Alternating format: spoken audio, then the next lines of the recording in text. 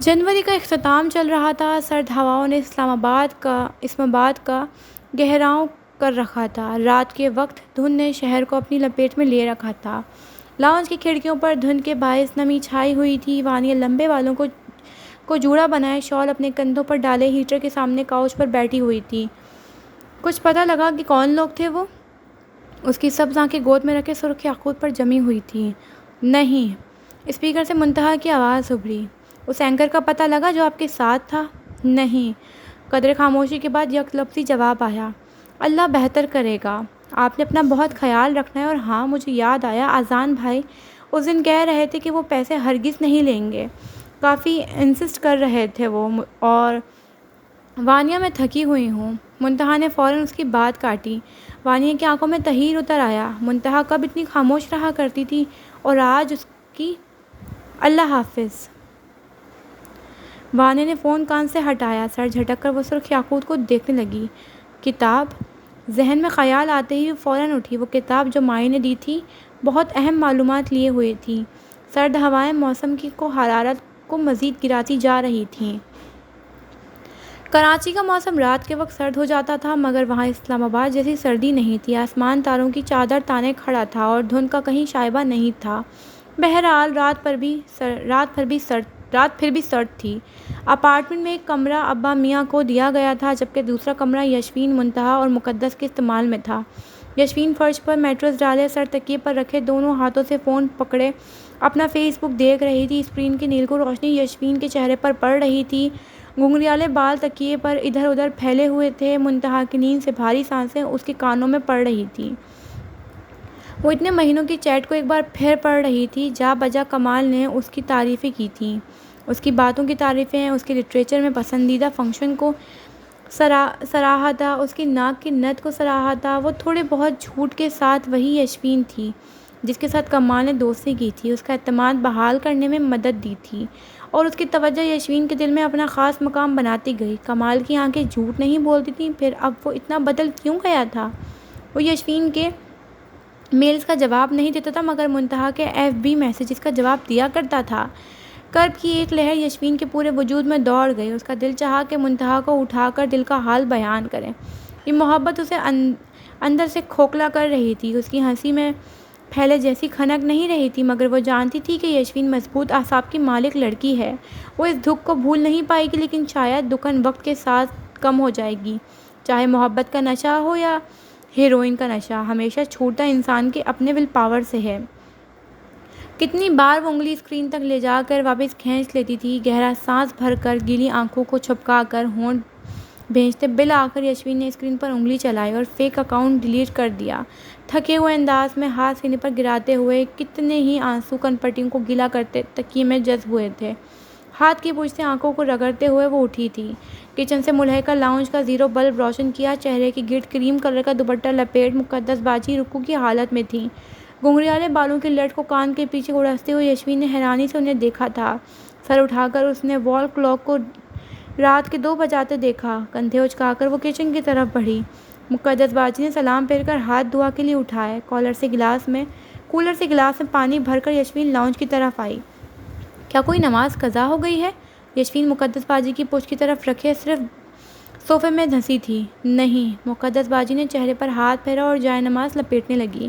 پھر اتنی ٹھنڈ میں نماز کیوں پڑھ رہی ہیں؟ یشوین نے بوتل کا ڈھکن ہٹا کر منہ سے لگایا۔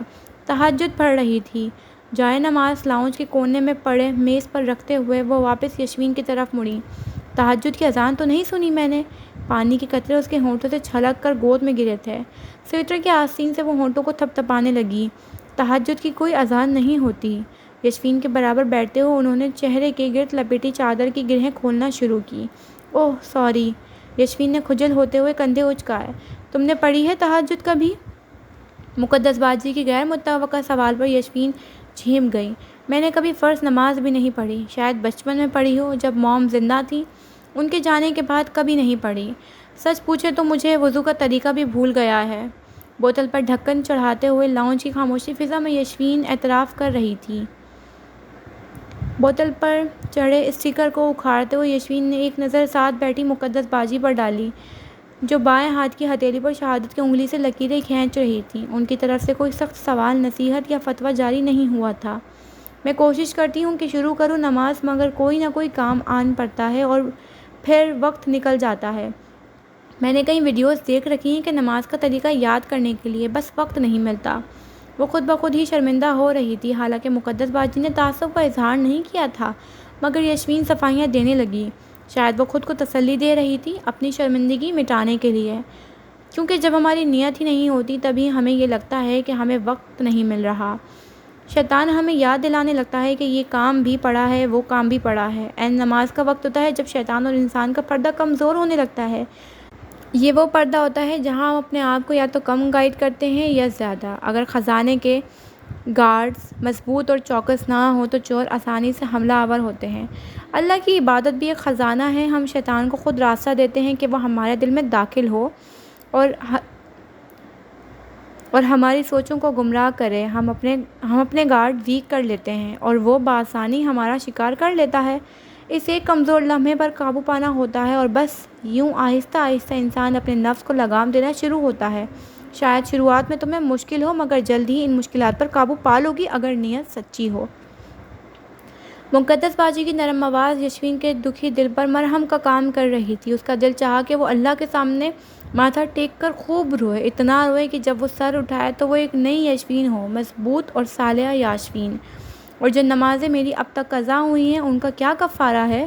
یشوین نے رندی ہوئی آواز میں سوال پوچھا۔ یکدم ڈھیر و شرمندگی نے اسے گھیر لیا۔ وہ سر نہیں اٹھا پا رہی تھی، آنکھیں دھندلانے لگی تھیں۔ ان کا کفارہ یہ ہے کہ ان کی قضا نمازوں کو پڑھو۔ وہ بہت رحیم ہے، وہ تنگ دل نہیں ہے، نہ ہی وہ کینہ رکھتا ہے کہ میرا مخلوق میرا اس قدر نافرمان رہا ہے کہ قدم قدم پر میری نعمت کو پاتے بھی وہ شکر نہیں کرتا، مجھے سجدہ نہیں کرتا۔ ہم ایک قدم اس کی طرف بڑھاتے ہیں اور وہ ہماری طرف کئی قدم بڑھاتا ہے۔ اللہ کی رحمت سے مایوس نہیں ہونا چاہیے۔ وہ صرف شرک معاف نہیں کرتا، لیکن اس کا مطلب یہ بھی نہیں کہ معافی میں دیر کی جائے۔ زندگی انپریڈکٹیبل ہے، اسے کبھی بھی ٹائم ڈیل کی طرح سیٹ کر کے نہیں گزارنا چاہیے۔ یشوین نے گال پر پھسلتے سیال کو ہاتھ کی پشت سے رگڑا اور بھیگی آنکھیں اٹھا کر مقدس باجی کو دیکھا، جو اسے دیکھنے کے بجائے سامنے نظر آتے دیوار کو دیکھ رہی تھی۔ یہ شاید وقتی شرمندگی ہو۔ آپ جب تک یہاں ہیں میں آپ کے ساتھ باقاعدگی سے نماز پڑھ لوں گی، مگر جب آپ چلی جائیں گی تو میں واپس اپنی روٹین پر آ جاؤں گی، اللہ کی عبادت بھولنے لگوں گی۔ کیا ایسا ہو سکتا ہے کہ آپ روزانہ مجھے ریمائنڈر کال کریں اور نماز سے متعلق اچھی اچھی باتیں بتائیں تاکہ میرا خود بخود دل چاہے نماز پڑھنے کا؟ اگر کبھی ایسا ہوا کہ کوئی میٹنگ آ گئی ہو، نماز کا بھی وقت ہو اور میں ریمائنڈر کال کروں، تم پک ہی نہ کرو کہ اب پھر مقدس باجی آواز دیں گی، چھوڑو کال ہی نہیں اٹھاتی تو؟ مقدس باجی کے دھیمے لہجے میں پوچھے گئے سوال نے کئی لمحات تک یشوین کو گنگ کیے رکھا۔ میں کبھی بھی کسی انسان کے پیچھے نہیں پڑتی، کسی کو تلقین ایسے کرنی بھی نہیں چاہیے، لوگ ڈھیٹ بن جاتے ہیں۔ مجھے لگتا ہے کہ اللہ نے ہر انسان کے لیے ایک وقت مقرر کر رکھا ہوتا ہے، اللہ کی طرف لوٹنے کا وقت۔ خدا نہ خواستہ میں یہ بھی نہیں کہہ رہی کہ دین کی یا اچھی باتوں کی تلقین نہ کی جائے، مگر ایسا شخص جو نماز کی پابندی نہیں کرتا اس کے پیچھے پڑ جانا بھی ٹھیک نہیں ہے۔ بہتر ہے اپنی عبادت کو خوبصورت بنایا جائے۔ آپ نے کیسے نماز شروع کی تھی؟ منتہا آپ کی بڑی تعریف کرتی ہے، یقیناً آپ نے بچپن سے ہی نماز کی پابندی شروع کی ہوگی۔ یشوین نے ہاتھ کی پشت سے گیلی ناک کو صاف کیا۔ اس کا دل ہلکا پھلکا ہو رہا تھا۔ کبھی کبھی ڈپریشن میں کسی اچھے شخص سے بات کرنے سے ڈپریشن کم ہونے لگتا ہے۔ ایسا نہیں ہے۔ مقدس باجی کے چہرے پر تاریک سایہ لہرایا۔ میں کبھی کبھی نماز پڑھتی تھی اور فجر کی نماز تو بالکل نہیں پڑھتی تھی۔ میں اللہ سے کہتی تھی کہ اللہ کسی اور ٹائم نماز رکھ دیتے، فجر ہی کیوں؟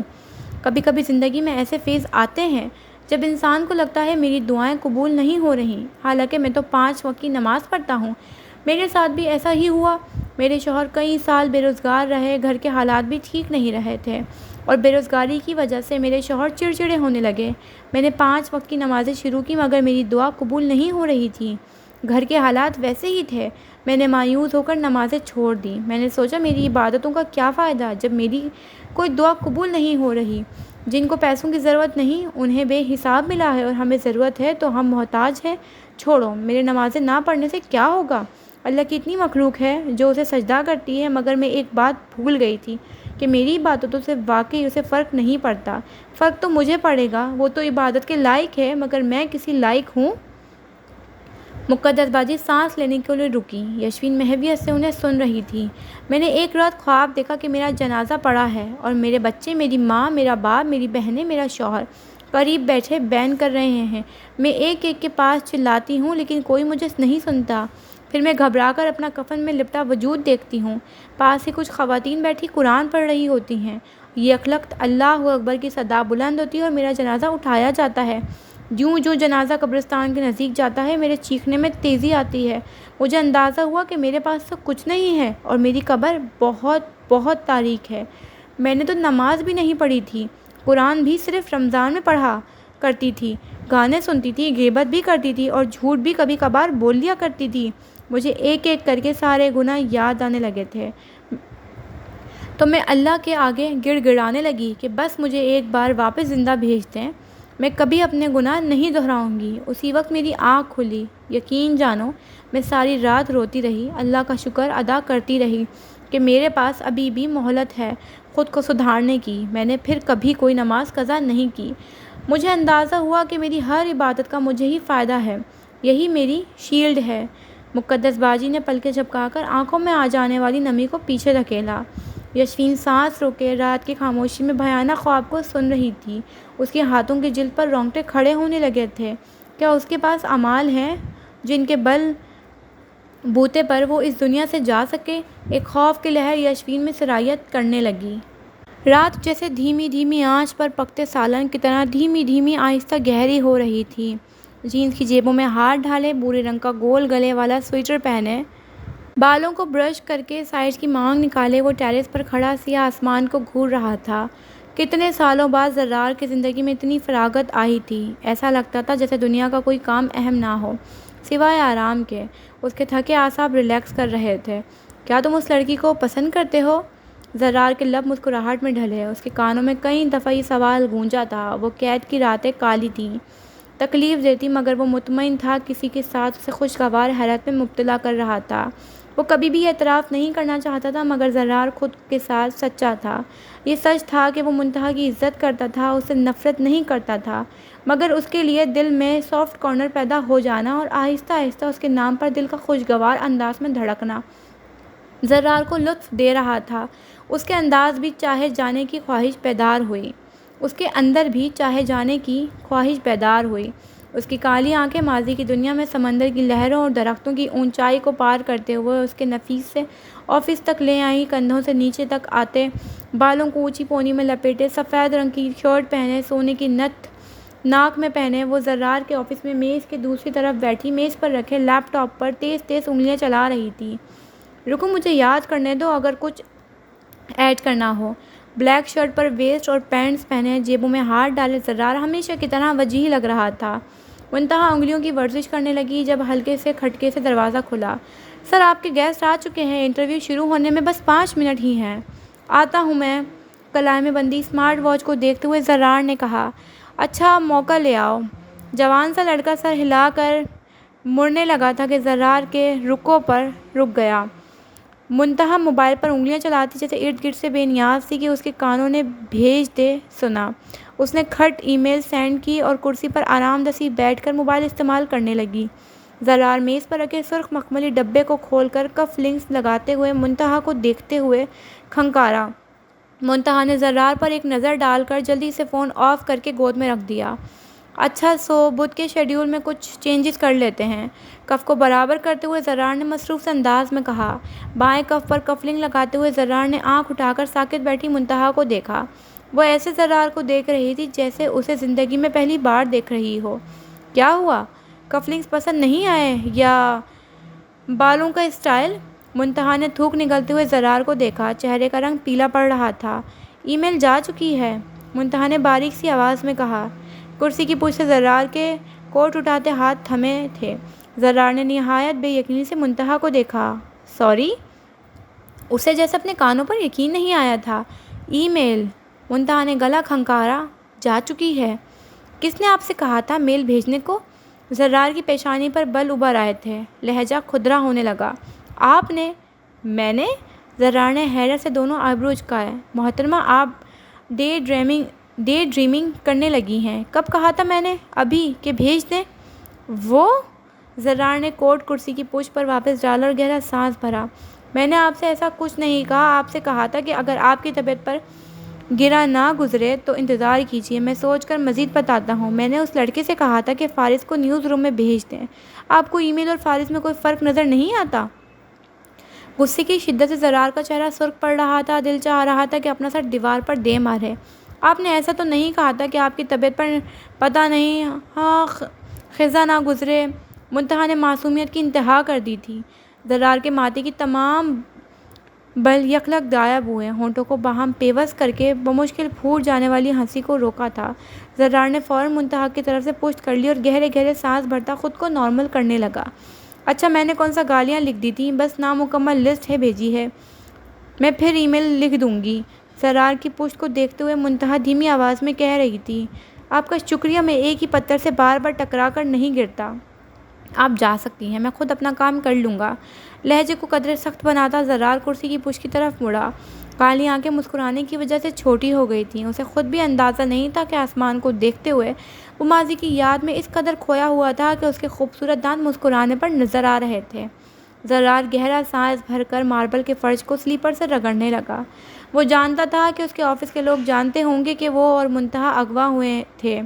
منتہا چھوٹ گئی ہے مگر سب کی نظروں میں وہ ابھی بھی غائب ہے۔ اس کی واپسی پر اسے اور منتہا کو بہت سے سوالوں کا سامنا کرنا ہوگا۔ وہ بس ایک چیز سے خوف زدہ تھا کہ ان سوالوں میں کوئی ایک بھی ایسا سوال نہ ہو جو اس کے یا منتہا کی کردار کشی کرے۔ اپارٹمنٹ پر صبح بہت تازہ اتری تھی۔ کچن سے ملحقہ لاؤنج میں کچن سے تیز آنچ پر پکتی چائے کی خوشبو پھیل گئی تھی۔ مقدس باجی بالوں کو جوڑے میں باندھے فیروزی رنگ کے کپڑے پہنے آگ کبھی تیز کر دیتی، جیسے ہی چائے ابلنے کے قریب ہوتی آنچ دھیمی ہو جاتی۔ لاؤنج کے صوفوں پر منتہا کے ساتھ ابا میاں بیٹھے ہوئے تھے، دو صوفے جو کہ آمنے سامنے رکھے گئے تھے، ایسے میں ون سیٹر صوفہ سربراہی صوفے کی مانند لگ رہا تھا جس پر یشوین تر و تازہ بیٹھی ہوئی تھی۔ اس کے دائیں طرف صوفے پر سر جھکائے نورین اور ساتھ ہی وکیل بیٹھا ہوا تھا۔ نورین ہاتھوں کی انگلیاں باہم پھنسائے شرمندہ سی بیٹھی ہوئی تھی۔ وہ کتنی دفعہ شرمندگی کا اظہار کر چکی تھی کہ اسے منتہا کو بیچ میں نہیں گھسیٹنا چاہیے تھا۔ میں نے تو آپ سے پہلے بھی کہا تھا کہ جب میں مس منتہا کے پاس پریپ کے لیے آیا تھا تب ہی مجھے اندازہ ہو گیا تھا کہ آپ کا گواہ کمزور ہے۔ آپ نے کسی خاکی صاحب کا نام سنا ہے؟ اب خاکی تو کہیں ہو سکتے ہیں۔ آپ نے پولیس اسٹیشن میں جس شخص کا خاکہ بنایا ہے وہ بھی آپ نے اندھیرے میں دیکھا تھا، ابھی تک اسے بھی پولیس تلاش نہیں کر پائی۔ پھر مخالف پارٹی کا وکیل لازمی پوچھے گا کہ آپ کیسے یقین سے کہہ سکتی ہیں کہ وہی فون والا ہی اصل قاتل ہے؟ اصل قاتل کا اعلیٰ کار تھا۔ اس کے ماتھے پر دونوں آئیبرو کے بیچ 11 کی طرح دو لکیریں بنی ہوئی تھیں۔ منتہا سینے پر ہاتھ باندھے ناگوار نظروں سے وکیل کو دیکھ رہی تھی۔ اس کا پیر ابھی بھی پٹی میں بندھا ہوا تھا۔ مجھے یقین ہے کہ اس کے پاس فائل ہے، نورین نے مدھم آواز میں کہا۔ یشوین ناخن چبا چبا کر تھوک رہی تھی۔ آپ کا یقین ثبوت نہیں ہے مسز نورین، عدالت کو پکا ثبوت چاہیے۔ وکیل جیسے جھنجھلایا تھا۔ آپ ہماری طرف ہیں یا ان کی طرف؟ چولہے کے نیچے آگ بند کرتے ہوئے مقدس باجی نے مسکرا کر منتہا کو دیکھا جو فوراً ہی جذباتی ہو گئی تھی۔ آپ شک کر رہی ہیں؟ وکیل نے قدرے درستی سے منتہا کو دیکھتے ہوئے کہا۔ آپ کی باتیں ہی مشکوک ہیں۔ شروع سے ہی آپ ہمت دینے کے بجائے اس کیس کے ان پہلوؤں پہ غور کر رہے ہیں جو ہمارے شکست کی وجہ بنے، نہ کہ ان پہلوؤں پہ غور کریں جو مخالف پارٹی کو چت کریں۔ ہاں ہے وہ بارسوخ تو اب ہم ڈر کر بیٹھ جائیں تاکہ وہ ظلم کرتے رہیں؟ انہوں نے اسلام کو غلط استعمال کیا، انہیں عبرتناک سزا سنانی چاہیے۔ یشوین نے منتہا کا غصے سے لال ہوتا چہرہ دیکھا، جیسے سوچ رہی ہو اس کا کچھ نہیں ہو سکتا۔ ابا میاں تھوڑی تلے ہاتھ رکھے پرسکون بیٹھے تمام گفتگو سن رہے تھے۔ پاکستان میں کوئی عبرت حاصل نہیں کر سکتا؟ ایسا ہوتا تو کئی کیسز ہیں جن کے فیصلے مظلوم کے حق میں آئے ہیں، پھر بھی کوئی جرم رکا نہیں ہے۔ تو پھر آپ وکیل کیوں بنے ہیں اگر پاکستان کا قانون اتنا ہی مایوس کن لگ رہا ہے آپ کو؟ مقدس باجی کی تمام پیالیاں ٹرے میں رکھتے ہوئے گاہے بگاہے اپنی جذباتی بہن کو بھی دیکھ رہی تھیں۔ وکیل دانت پیستے ہوئے منتہا کو دیکھنے لگا جیسے بہت لحاظ کر رہا ہو۔ میرا پورا خاندان جلا ہے آگ میں، نورین نے دھیمی آواز میں کہا۔ میرا 10 سال کا بیٹا جلا ہے آگ میں۔ ناکردہ جرم کی سزا ملی ہے انہیں۔ جھوٹا الزام لگا تھا ان پر، صرف اس لیے کہ بابا کمپرومائز نہیں کر رہے تھے۔ مقدس نے سینٹر ٹیبل پر آہستہ سے ٹرے رکھی اور نورین کی طرف بڑھی۔ ان کی آواز میں دکھ کو ایک ماں ہی سمجھ سکتی تھی۔ یشوین چبائی ہوئی ناخنوں کو دیکھنے لگی۔ میری وجہ سے منتہا اغوا ہوئی، یہ کوئی عام بات نہیں ہے۔ میں کبھی بھی منتہا کی اور عوام کی محنت ضائع نہیں ہونے دوں گی۔ اگر کیس ہارتی ہوں تو ہار جاؤں، کم از کم مجھے یہ کسک نہیں رہے گی کہ میں نے انصاف کے لیے کوشش نہیں کی، میں نے قاتلوں سے دیت نہیں لینی۔ نورین نے بھیگی آنکھیں صاف کی تھیں۔ ان کے دائیں طرف بیٹھی مقدس نے نورین کا شانہ تھپکا تھا۔ اگر آپ یہ کیس نہیں لڑ سکتے تو بتا دیجیے، میں نیا وکیل کر لوں گی۔ کیا گارنٹی ہے کہ نئے وکیل کو مغیث بلوچ خریدے گا نہیں؟ میرا کم از کم آپ کو پتہ ہے کہ اسٹرانگ بیک گراؤنڈ سے تعلق رکھتا ہوں، وہ مجھے خرید نہیں سکتا۔ میں نڈر وکیل ہوں، اس لیے تو مجھے اس شہر میں سب سے زیادہ کیسز ملتے ہیں۔ وکیل نے جیسے بس کالر جھاڑے تھے، مگر چہرے پر تفکر ایسا ہی تھا۔ ذرا سا آگے جھک کر وہ چائے کی پیالی اٹھانے والے تھے کہ منتہا کی بات سے اس کا ہاتھ ہوا میں معلق رہ گیا۔ کس نے کہا مضبوط بیک گراؤنڈ والے لوگوں کو کوئی خرید نہیں سکتا؟ منتہا نے اس کے ماتھے پر بنے 11 کے ہندسے کو دیکھتے ہوئے دو بدو کہا۔ منتہا کے چہرے پر جتنی سنجیدگی تھی اتنی ہی یشوین غیر سنجیدہ تھی۔ وکیل کے چہرے پر امڑنے والی حیرانی نے یشوین کو اس قدر مزہ دیا تھا کہ وہ اب لب بے بس کیے چائے کی پیالی اٹھانے لگی۔ ماتھے پر رات کے 11 بجے ہوئے تھے۔ ہاں، تعریف تو سنو۔ وکیل کے جانے کے بعد ہر گھر کی طرح یہاں بھی مہمان کی برائیاں ہو رہی تھیں۔ ہاں، صبح کے 11 بجانے چاہیے تھے۔ گود میں رکھے جار سے چپس اٹھاتے ہوئے یشوین نے شرارتاً مسکرا کر کہا۔ کچن کے سنک میں پیالیاں دھوتے ہوئے مقدس باجی نے مڑ کر تعصب سے بہن کو دیکھا۔ میری نظر تو اس کے ماتھے سے ہی نہیں ہٹ رہی تھی۔ یہ 11 اس نے کیسے بجائے ہوں گے؟ سوچو، ہنستے ہوئے بھی 11 بجتے ہوں، کتنا برا لگے بندہ۔ منتہا گود میں کشن رکھے وکیل کی درگت بنا رہی تھی۔ وہ تم سر زرار کے بارے میں کہتی تھی نا کہ ان کے بال 24 گھنٹے اسی پوزیشن میں اس لیے رہتے ہوں گے کہ یہ کارن فلور لگا کر بیک کرتے ہوں گے۔ کیا پتہ اس وکیل کے بھی یہی روٹین رہی ہو۔ منہ میں مٹھی بھر چپس رکھ کر چباتے ہوئے یشوین نے اس کی درگت میں اپنا حصہ ڈالا۔ زرار کے نام پر منتہا کے دل میں ٹیس اٹھی تھی۔ ہفتہ ہو چکا تھا اور زرار کا کچھ اتا پتہ نہیں تھا۔ وہ کہاں ہوگا؟ یہ سوال اسے دن بھر کئی دفعہ ستاتا تھا۔ ہو گئی برائیاں، غیبتیں یا اور کچھ کہنا باقی ہے؟ دوپٹے کے پلو سے گیلے ہاتھ خشک کرتے ہوئے مقدس باجی نے وہی کچن میں کھڑے کھڑے اونچی آواز میں پوچھا۔ ارے برائیاں کہاں ہیں، ہم تو مذاق کر رہے ہیں۔ یشوین نے سر موڑ کر مقدس باجی کو دیکھا۔ یہ کیسا مذاق تھا جس میں ایک ذی روح کی برائیاں شامل تھیں؟ کسی کے پیٹھ پیچھے یہ کیسا مذاق تھا؟ ایسا تو میں اور منتہا ہمیشہ ہی کرتے ہیں۔ داد دوں اس بات پر؟ منتہا نے آبرو اکھٹے کر کے یشوین کو گھورا جو اس مکمل نظر انداز کیے چپس چبانے میں مشغول تھی۔ کبھی بھی گھر آئے مہمان کی پیٹھ پیچھے بری باتیں نہیں کرنی چاہیے۔ یہ چھوٹی چھوٹی باتیں ہی ہوتی ہیں جنہیں ہم چھوٹا گناہ سمجھ کر رہے ہوتے ہیں۔ کسی گناہ کو چھوٹا سمجھ کر نہیں کرنا چاہیے۔ خیر، میں وضو کرنے جا رہی ہوں۔ یشوین نے ہاتھ روک کر گھڑی دیکھی۔ چپس کا جار میز پر رکھتے ہوئے وہ جوش سے سلیپرز میں پیر گھسانے لگی۔ اسے اللہ سے ملاقات کا جوش و ولولہ سے انتظار تھا۔